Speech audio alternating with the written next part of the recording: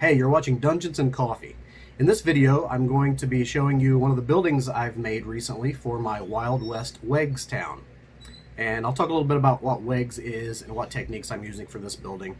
It's probably my favorite building I've made so far, so I'm going to show some of those techniques. So stick around.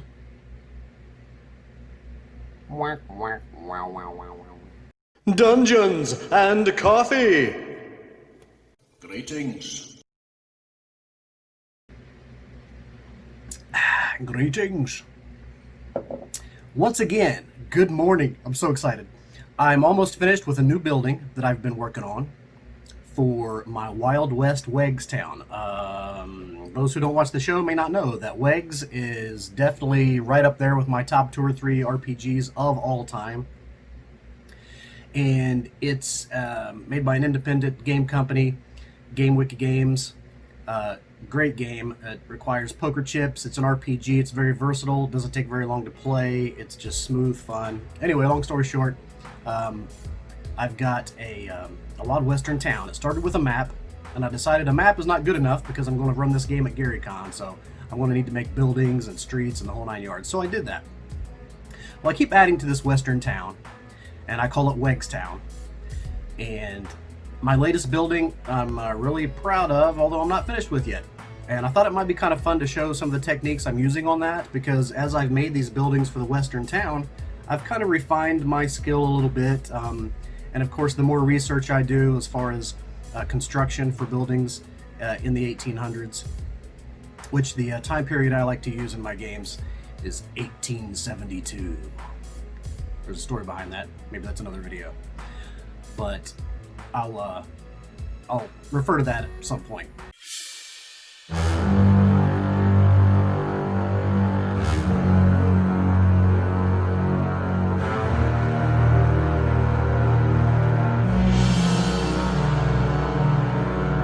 But for now, I just want to show you this building, show you some techniques I'm using.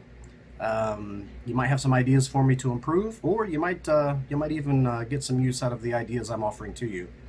But I'm kind of proud of that, so we're going to do that in this video.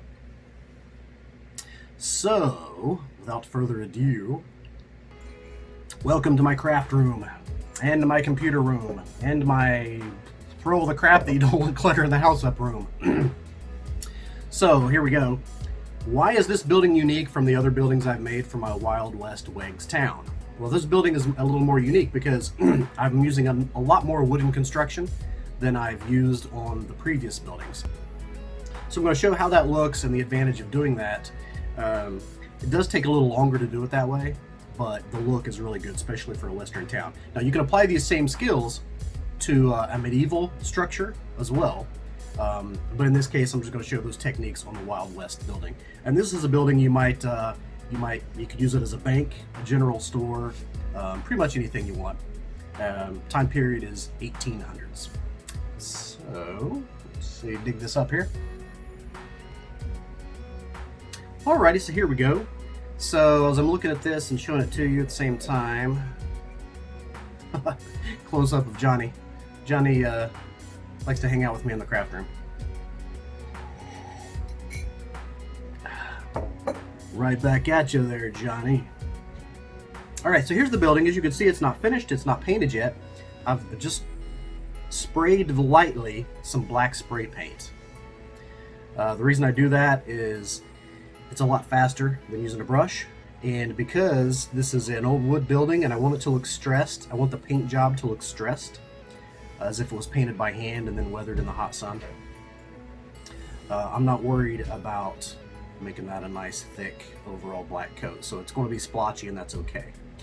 So let's see, the lighting's not so great in here, but you may notice, where's the pointer? Here we go. Alright, so you may notice I haven't put the glass in here yet, and that's okay. I'll save the glass for later, it's not a big deal. But I just use a box, and that saves a lot of time when I'm making my Western buildings.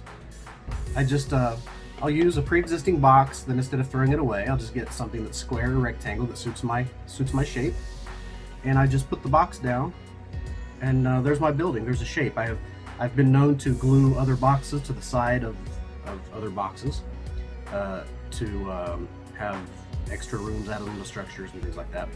But I digress. So I'll put the windows in later. Windows I just use like if you buy a toy or something of that nature, there'll be, it's usually wrapped in clear plastic. So instead of throwing all that away, I usually keep a little bit back in case, you know, I'm going to make windows, in which case that's what I'll use for filling these in. So there's no need to put windows in just yet. You can put shutters on the inside or the out. These are all optional things. And you can make these to suit. So I'm just going to stick with showing you what I've done thus far and the techniques I've used to do it. I mentioned before, this building has more wood used in the construction than I've used before, and it really gave it a nice authentic look. So we have the porch or the deck there with the stairs. As you can see, this is just sticks I've broken apart, corn dog sticks, popsicle sticks. Of course, I don't want it to be too raw, so you may notice what I like to do is rough them up a little bit to make them look more natural.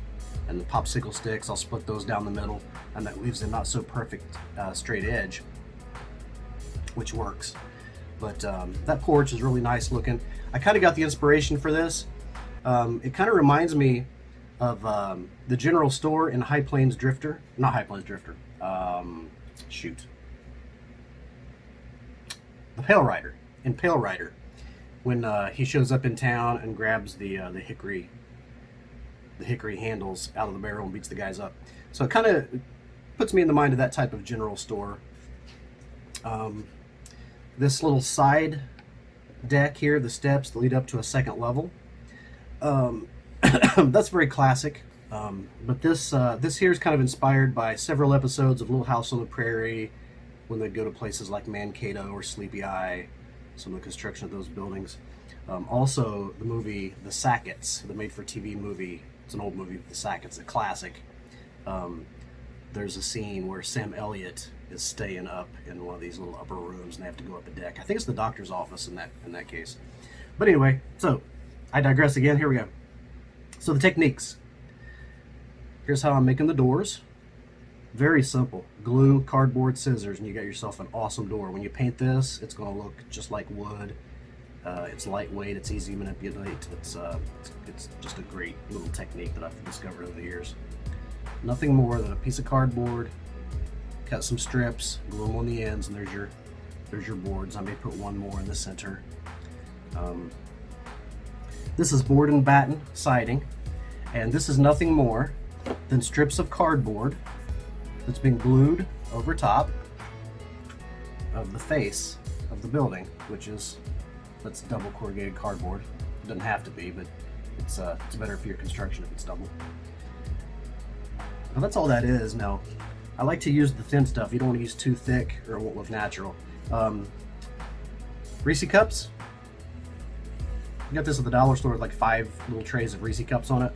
But this kind of cardstock is just perfect for this kind of thing.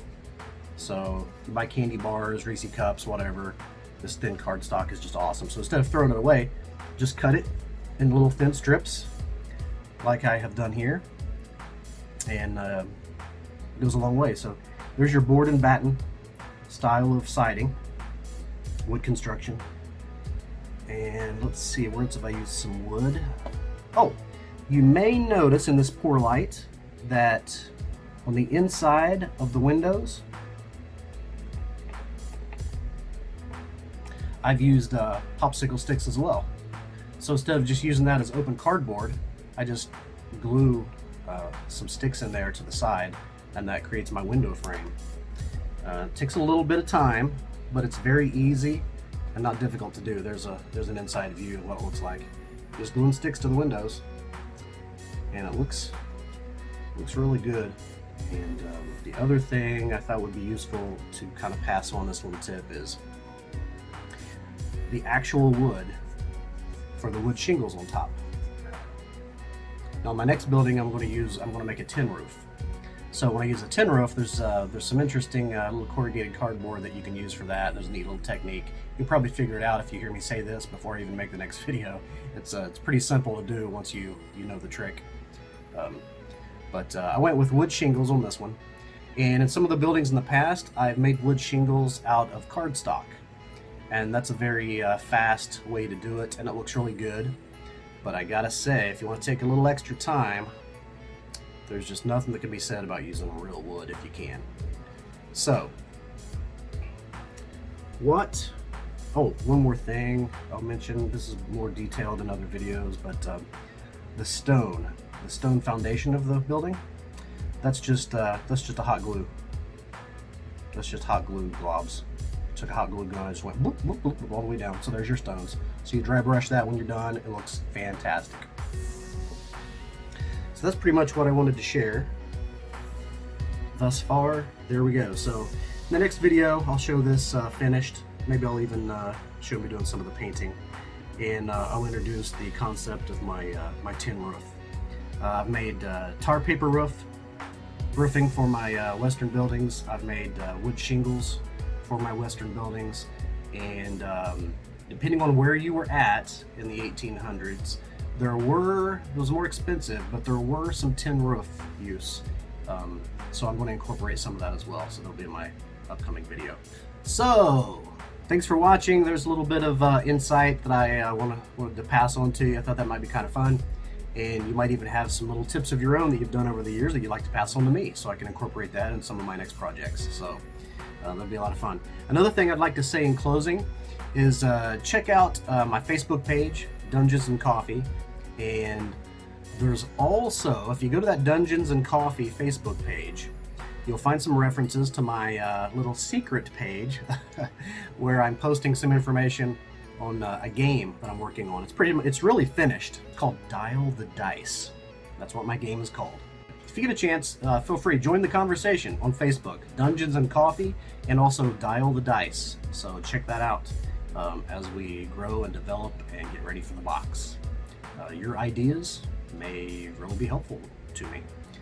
So let's see, where are we at? Oh yeah, this is the part where I say, Remember, keep your books off the table and keep reaching for the dice.